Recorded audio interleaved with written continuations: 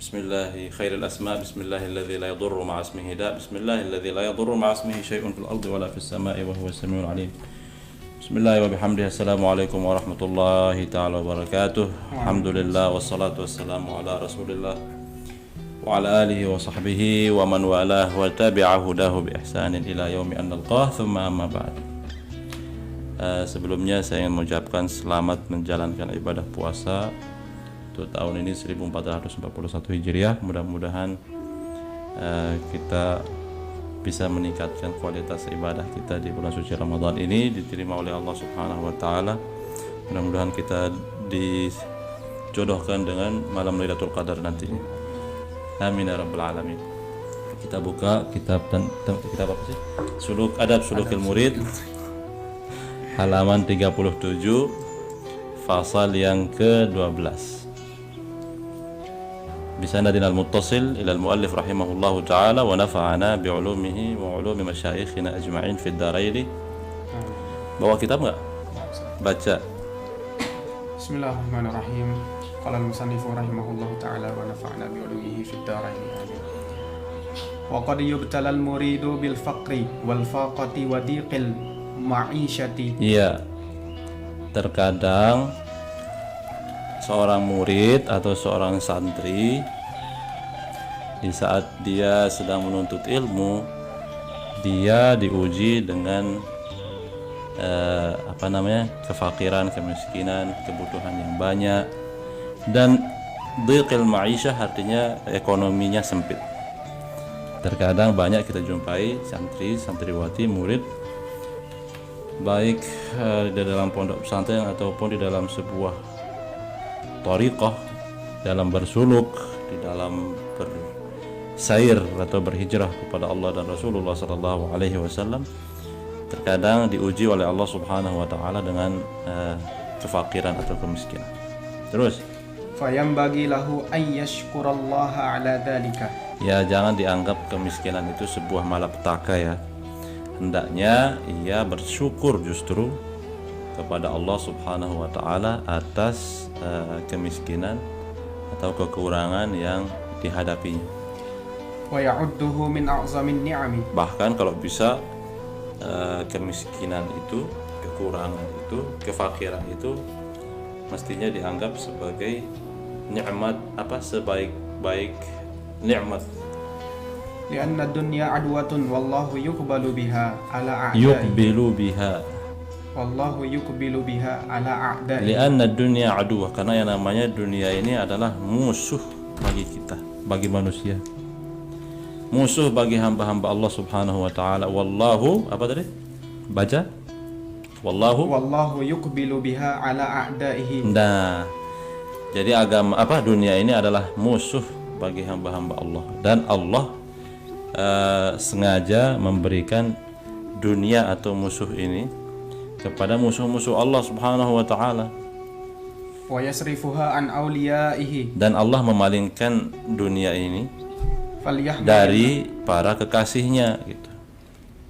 Falyahmudillahu allazi syabbahahu bi anbiya'ihi wa awliyaihi wa ibadihi shalihin. Falyahmadillah, maka hendaknya setiap santri yang merasa miskin, yang merasa dirinya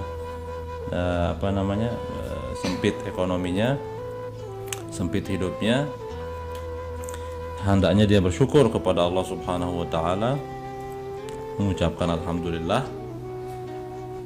segala puji bagi Allah yang telah menyerupakannya, membuatnya mirip keadaannya seperti keadaan para nabi, para wali, para kekasih Allah, hamba-hamba Allah yang soleh.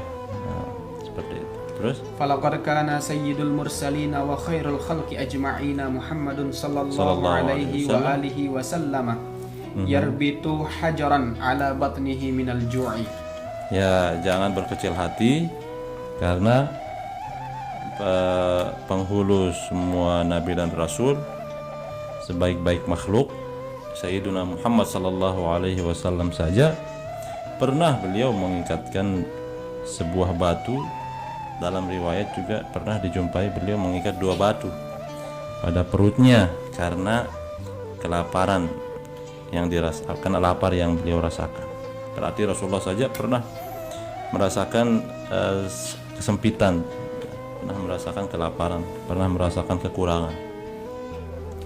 Wa qad yamurru syahrani aw aktsaru ma tuqadu fi baitihi narun li ta'amin wala ghairi Iya. wala ghairihi. Wala ghairihi. Jadi pernah Rasulullah mengalami 2 bulan berturut-turut, bahkan lebih, nggak pernah nyala kompor di rumah beliau. Jadi pernah Nabi mengalami hidup tanpa makan enak itu selama 2 bulan lebih. Jadi karena nggak ada makanan di rumah, jadi ngapain nyalain kompor itu. Jadi selama 2 bulan lebih kompor nggak nyala gitu untuk memasak makanan ataupun lain-lainnya gitu. Innama yakunu 'ala tamri wal ma. Tapi makanan Nabi yang jadi sarapannya, makan siang, makan malamnya itu selama 2 bulan tadi, bahkan lebih, itu hanya yang beliau santap adalah korma dan air. Itu di hari-hari biasa loh, bukan di bulan suci Ramadan loh. Kalau kita kan justru Ramadan. di bulan Ramadan ini semakin berwarna-warni, beraneka ragam macam makanan yang kita santap.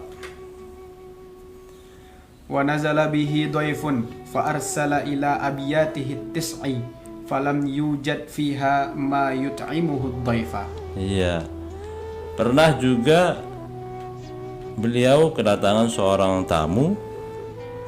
Kemudian Rasulullah sendiri kan kita tahu bahwa beliau menganjurkan umat Islam untuk memuliakan tamu kan. Jadi ikramud dhaif itu kan salah satu ajaran Islam. Suatu hari Rasulullah kedatangan tamu.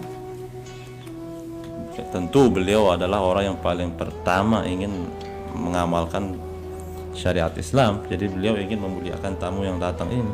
Karena nggak ada apa-apa di rumah beliau, beliau mengutus seseorang untuk mencari makanan di rumah istri-istri beliau yang lain, dari rumah ke rumah. 9 rumah itu didatangi, dihampiri oleh utusan beliau untuk mencari makanan untuk dijadikan sebagai jamuan, disuguhkan kepada tamu. Tapi nggak ada gitu, menunjukkan bahwa Rasulullah dan istri-istri beliau pernah mengalami masa-masa sulit. Terus jadi kita anak talibat yang ngekos, mungkin gaji orang tuanya belum turun ya, kiriman belum nyampe jangan merasa sedih dulu, karena Rasulullah pernah mengalami hal yang serupa 2 bulan lebih beliau gak makan enak. Terus Wa mata yawma mata wa dir'uhu marhunatun 'inda yahudiyyin fi asbu'in min sya'irin wa laysa fi baitihi ma ya'kuluhu zu kabdin kaffun min sya'irin. ya Allah, bahkan pada hari beliau meninggal dunia itu, sementara dir' itu baju perang milik beliau itu digadaikan, masih tergadaikan pada seorang Yahudi. Jadi Rasulullah pernah baju beliau digadaikan, ditukar dengan beberapa sa' gandum gitu. Jadi karena Rasulullah butuh itu lo makan, jadi baju besi beliau pun tergadaikan. Walaysa fi baitihi ma ya'kuluhu dzu kabirin kaffun min sya'irin. Kenapa Rasulullah terpaksa menggadaikan baju besi, baju perang beliau? Ya demi mendapatkan sesuap nasi itu, gandum, pada saat dimana rumah beliau sepi, kosong, tidak ada makanan apa-apa. Terus Falyakun qasduka ayyuhal muridu wa himmatuka minad dunya khirqatun tasturu biha aurataka. Maka hendaklah engkau wahai murid menjadikan tujuan utamamu dan semangatmu di dunia ini hanya sebatas hanya sepotong kain untuk menutup auratmu. Jadikanlah itu sebagai tujuanmu hidup di dunia ini. Gak apa-apalah saya hidup dengan satu kain, satu baju, gak apa-apa selama saya mondok misalnya. Gak apa-apa saya gak punya jeans, gak punya pakaian yang ganti, yang lainnya cukup. Yang penting dapat menutup aurat saya. Walaupun teman-teman ada yang makan di KFC, dimakan enak, makan bakso atau apa-apa, saya aja yang penting satu luqmah, satu suap makanan yang halal, yang bisa mengganjal perut. Itu artinya. Jadi artinya apa? Hiduplah sederhana. Jadikanlah tujuanmu hidup di dunia ini mencari sepotong kain untuk menutup aurat dan sesuap nasi, sesuap makanan yang halal untuk menahan rasa lapar, itu saja. Jangan terlalu bermewah-mewah lah, intinya seperti itu. Terus wa luqmatun tasuddu biha jaw'ataka minal halali faqat. Ya itu tadi. Jadi luqmah itu artinya jadi jangan terlalu mengejar dunia sampai semua makanan harus dicicipi. Yang penting ada, kalau nggak ada ayam ya mana-mana tempe, nggak ada tempe ya tahu, apa saja yang ada, yang penting mengganjal perut, menahan rasa laparmu, yang penting halal gitu. Wa iyyaka was-summal qatil. Ya, hati-hatilah, jauhilah racun yang mematikan itu. Apa itu racun yang mematikan? Wa huwa an tashtaqa ila tana'umi bid dunya wa targhaba fit tamattu'i bisyahawatiha. Ya, jadi wahai murid, wahai salik, wahai santri, wahai tulab dan talibat, jauhilah racun yang mematikan itu. Racun yang dapat membunuhmu. Apa itu racun yang dapat membunuh kita? Kerinduan kepada kenikmatan dunia, keinginan untuk memenuhi hawa nafsu kita, nafsu syahwat kita. Itu dia racun yang mematikan. Terus wa tagbital mutana'imina biha minan nasi. Nah, dan selain itu jangan sekali-kali Anda cemburu, iri ataupun dengki kepada orang-orang yang menikmati hidup di dunia ini. Jangan iri ke kampus, pergi ke mahat pakai mobil sementara sudah jalan kaki. Jangan terlalu cemburulah sama mereka. Kenapa? Fasawfa yus'aluna an na'imiha wa karena mereka nanti yang kaya-kaya itu akan yus'aluna an na'imiha, mereka akan dipertanyakan dari mana datangnya nikmat-nikmat yang kamu dari mana datangnya rezeki-rezeki, karunia-karunia yang kamu nikmati di dunia ini. Jangan kira urusannya gampang. Besok pada hari kiamat orang-orang kaya itu akan dipertanyakan dari mana dapat mobil ini, dari mana dapat baju ini, kamu pakai untuk apa. Terus wa yuhasabuna ala ma asabuhu wa tamatta'u bihi minasyahawat. Dan orang-orang kaya itu akan dihisab besok pada hari kiamat atas apa yang mereka temui, apa yang mereka dapatkan dari nikmat-nikmat dunia ini. Itu akan dihisab nanti pada hari kiamat. Makanya jangan heran ada sebuah hadis riwayat Muslim. Rasulullah SAW pernah menegaskan bahwa orang-orang muhajirin yang fakir-fakir itu lebih dulu masuk surga daripada yang kaya-kaya. 40 bulan lebih dulu orang-orang fakir itu masuk surga ketimbang yang kaya-kaya. Makanya banyak orang kaya dari kaum Ansar yang rela menyumbangkan setengah hartanya, bahkan ada yang semua hartanya kepada kaum muhajirin. ada yang rela menceraikan istrinya. Ayo kamu pilih istri saya yang mana, nanti saya ceraikan buat sida, kayak gitu. Kenapa? Karena Rasulullah pernah menegaskan bahwa dalam riwayat Tirmidzi juga ada riwayat lain itu aja, yang tadi itu kan khusus orang-orang miskin dari golongan muhajirin. Ini aja dalam riwayat At-Tirmidzi Rasulullah pernah menegaskan bahwa umumnya orang-orang yang fakir dari umat Islam itu lebih dulu masuk surga nisfu yaum katanya, dan ditafsirkan nisfu yaum itu 500 tahun. Nisfu yaum ukuran kita di dunia ini, tapi 500 tahun ukuran alam arwah ya, alam akhirat. Jadi lebih dulu orang-orang miskin itu masuk surga 500 tahun sebelum orang kaya.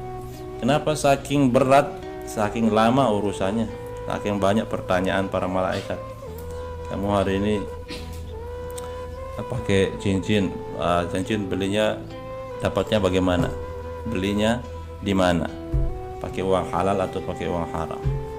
Kamu pakai ngapain?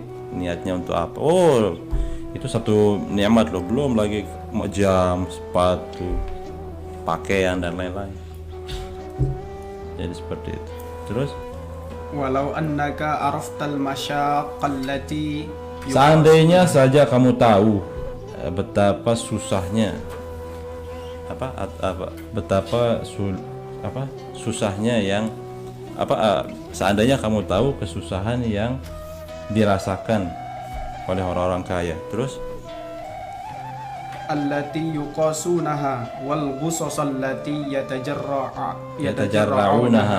Iya, terus wal ghamum wal humuma allati fi qulubihim wa sudurihim fi talabid dunya wa fil hirsi ala tanmiyatiha wal i'tina'i wa bihifziha. Seandainya kamu tahu ya, kamu yang miskin ini loh, yang selalu iri kepada orang-orang kaya, seandainya saja kamu tahu kesusahan yang dihadapi oleh orang-orang kaya itu, seandainya kamu rasakan kepahitan yang mereka teguk setiap mencari kenikmatan dunia itu, seandainya kamu tahu kegelisahan yang mereka rasakan yang selalu melekat dalam hati dan dada mereka dalam perkara mencari keindahan kenikmatan dunia ini, seandainya kamu tahu lelahnya mereka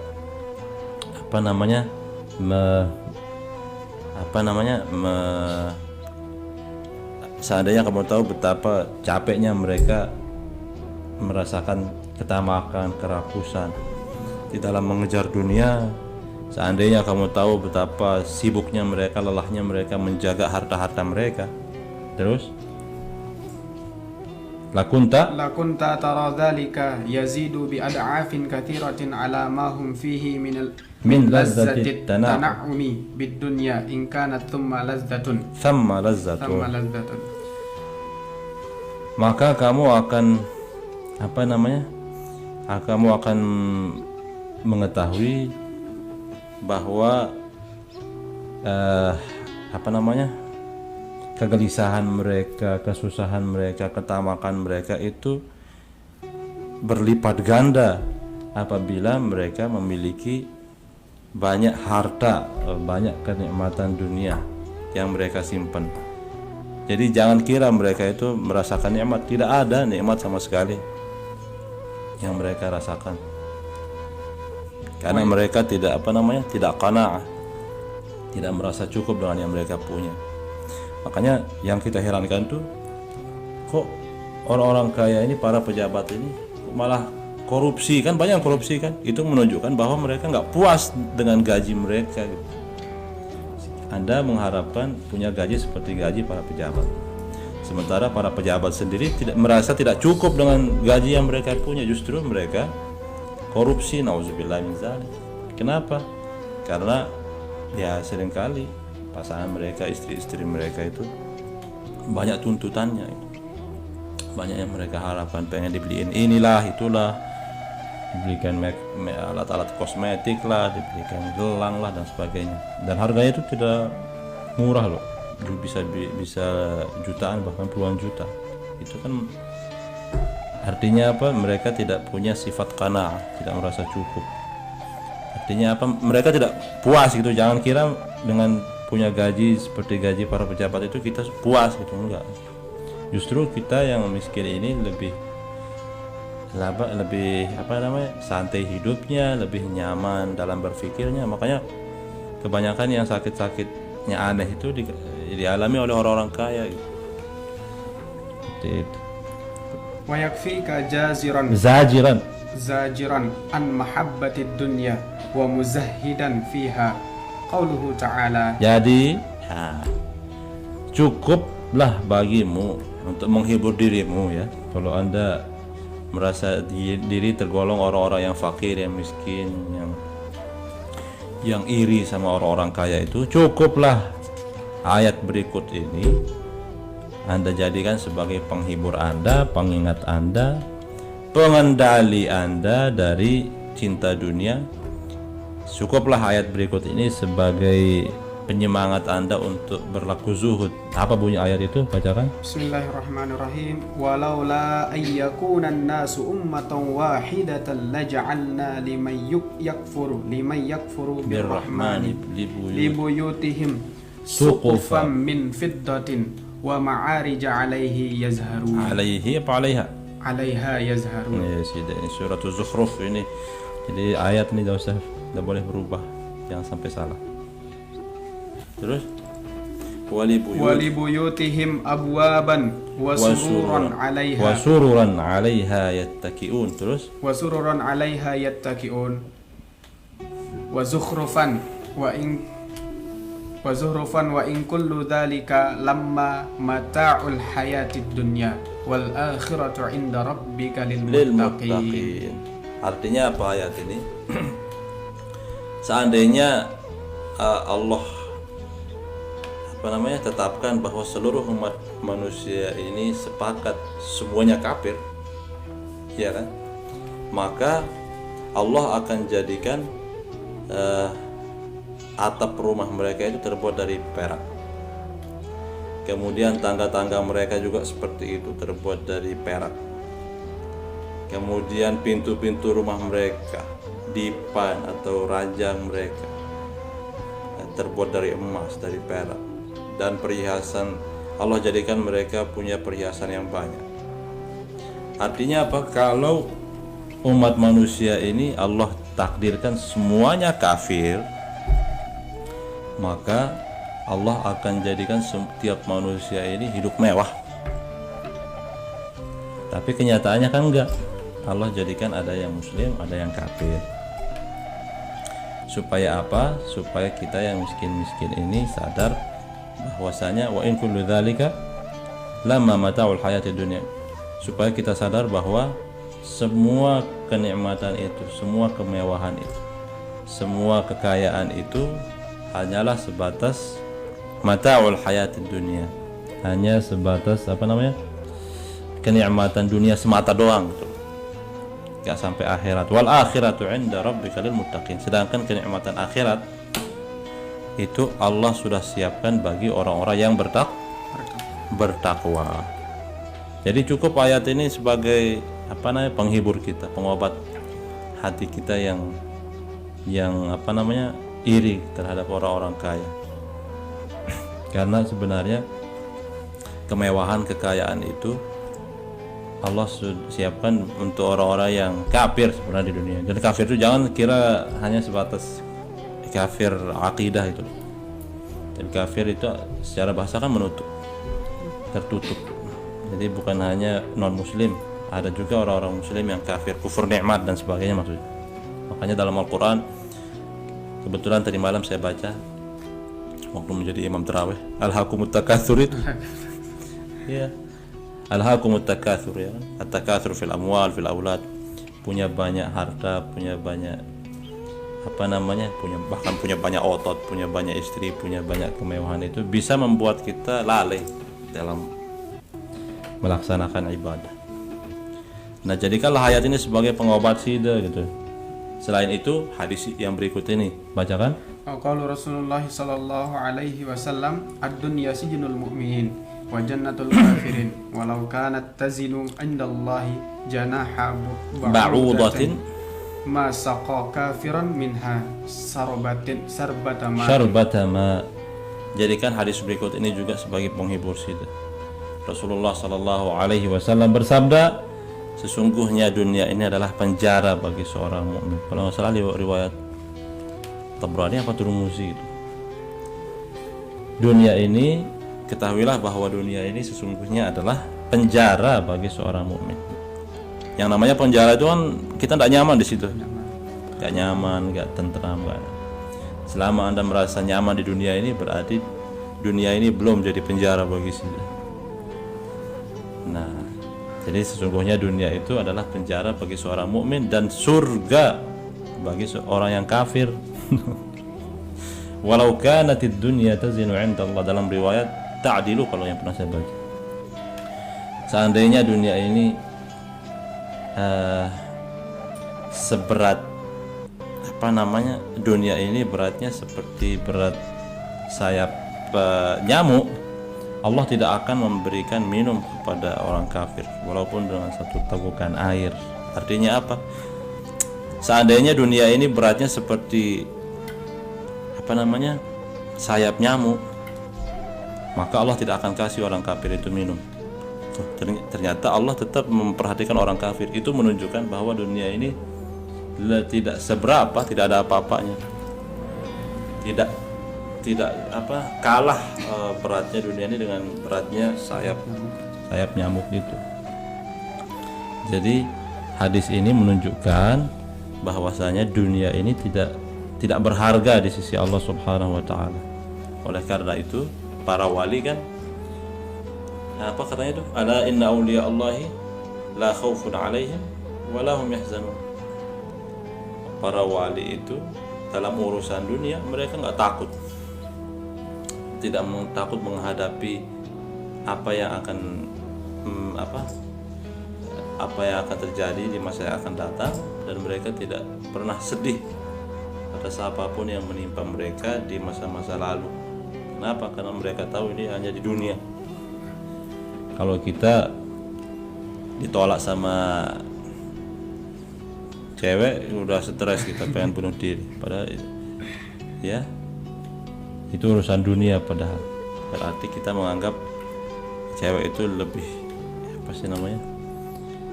lebih wow daripada akhirat. Sementara dunia dan isinya ini nggak ada apa-apanya di sisi Allah Subhanahu. Jadi kita cukupkan saja sampai di sini karena kita mau Jumatan. Tapi nggak boleh Jumatan ya. Nanti ditangkap polisi. Kita cukupkan saja sampai di sini dulu lah. Karena saya haus sebenarnya nih. Biasanya ada minuman nih. Gak usah lah. Sebenarnya nggak apa-apa ditaruh. Siapa tahu saya lupa kan. Tapi nggak boleh juga. Kita buka sesi tanya jawab aja lah.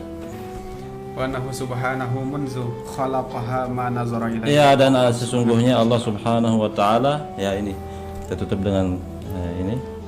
Dan sesungguhnya Allah Subhanahu wa taala semenjak Allah ciptakan dunia ini, Allah tidak pernah menolehnya. Hanya di dalam hadis lain Rasulullah sallallahu alaihi wasallam juga bersabda, "Innallaha la yanzuru ila suwarikum." Allah tidak memperhatikan penampilan kalian. Soalnya penampilan kita ini urusan dunia ini, pakaian, sorban, ini dunia semua. Allah tidak menoleh itu. Yang Allah lirik, yang Allah perhatikan adalah hati kita dan niat baik.